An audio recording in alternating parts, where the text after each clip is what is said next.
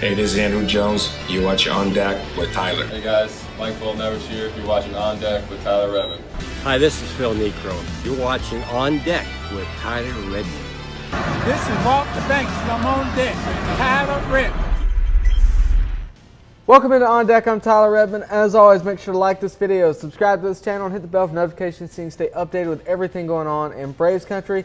So, last night the Braves took on the Nationals in the second game of the series, and Josh Tomlin would take the mound for Atlanta as a starter for the first time this season. And he looked okay, not as good as he typically does out of the bullpen, but he looked okay nonetheless. He had 4 innings pitched. He did give up 6 hits, 2 earned runs, but he only gave up 1 walk and did get 2 strikeouts. So limiting walks was the key to limiting the damage for the Nationals in the early innings of last night's game.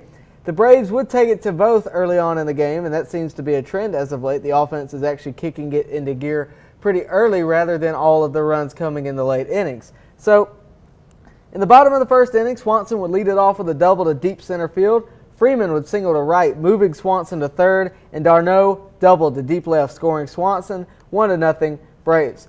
But the Nationals were able to respond in the top of the second. Kurt Suzuki reached on an infield single. Garcia followed that up with a single, putting runners at first and second. Eric Thames singled to deep center, scoring Suzuki to tie it up 1-1. Moving on to the top of the third, Adam Eaton would double to left center field. Soto would walk, and Cabrera singled to right, scoring Eaton 2-1 Nationals. But the Braves would fight back in the bottom of the third inning, where Duvall would take a walk and Camargo would double to deep right. With runners at second and third, Riley would come in clutch and he would drive a base hit to left field, scoring Duvall and Camargo. But Riley would be caught between first and second, making sure the second run scored. 2 runs made it though, 3-2 Braves as they take the lead. The Braves would add even more in the bottom of the fourth. Inciarte would single to lead it off. But Ender would be out at second as Swanson grounded into a fielder's choice. Swanson would reach, and Freddie Freeman followed that with a 381-foot homer. That drove in another 2 runs, 5-2 Atlanta. The Nationals' best inning offensively had to be the 5th inning because Trey Turner led it off and he turned a double into a triple. That is because of Marcell Ozuna's limited ability defensively. But it's a terrible way to start for Tyler Matson. He had a rough night last night. Eaton would single to follow that, scoring Trey Turner 5-3 Braves. Eaton would then move to second on a pickoff error by Tyler Matson, and Soto would single to left, scoring Eaton 5-4 Nationals. Cabrera would single. With runners at first and second now, Suzuki would strike out, but Garcia would single. So with bases loaded, Gomes singled to left, scoring Soto, tie game 5-5. The Braves would bring in A.J. Minter to try to shut down the inning, but the Nats weren't done. Eric Thames grounded out to first base, scoring another run. They take the lead 6-5. Moving into the bottom of the 7th inning, Ozuna would reach on an infield single to the shortstop. Adams struck out. Then Duvall reached on an infield single. Ozuna would move to second as well. With 2 outs, Austin Riley hit a well-hit ball to right field, but unfortunately, Victor Robles would get up and just catch it, keeping the score from being 8-6. It would remain 6-5 Nationals. Moving to the top of the 8th, Robles would double. Then Trey Turner singled, scoring Robles 7-5. The Nats would score another run in the 9th on an Eric Thames single. 8-5 Nats would be the final score. So we have a lot of things to talk about here. Tomlin, I thought Josh Tomlin actually pitched pretty well, like I said earlier. First start of 2020, and he gave up 6 hits, sure, but he pounded the strike zone. He kept walks down, and that is one of the most important things when coming into the starting rotation. 2 runs through 4 innings pitched. I think the offense can fight beyond that, so I'm not really mad at that start. Obviously, Tyler Matson had a rough outing last night. One being that Ender Inciarte went 3 for 3 with a walk last night, and he needed a night like that. He's really struggled offensively this year. I think the comment section will show that. Good to see that out of him. Hopefully that success will continue.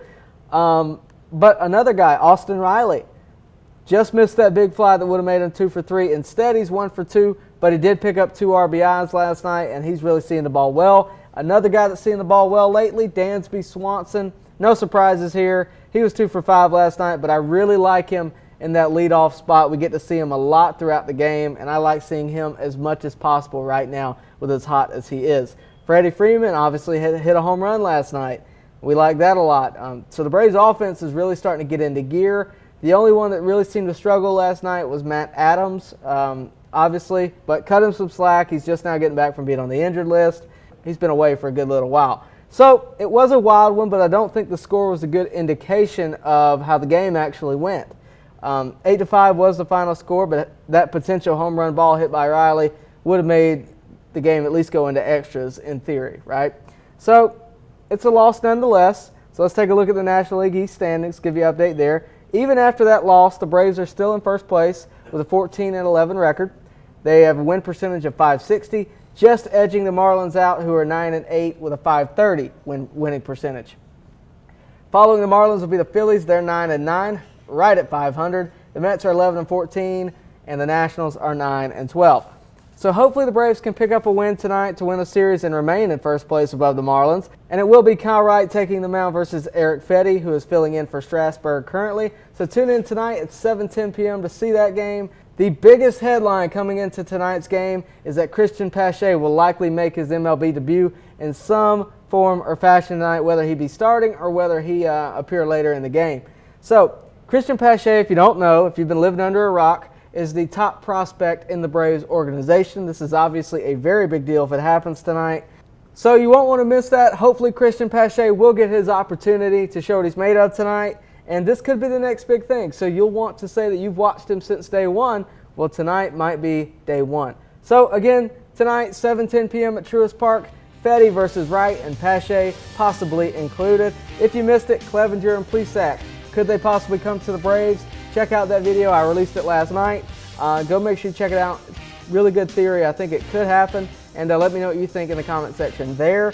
But to see more content like this, you need to like this video. You need to subscribe, and you need to hit the bell for notifications so that you get notified every time I drop something new. But that's all I got for today. Thank you so much for watching. Again, make sure you watch tonight's game so you can see Pache's possible MLB debut. That's really exciting. To find out how it went tomorrow, make sure you tune back in here at On Deck.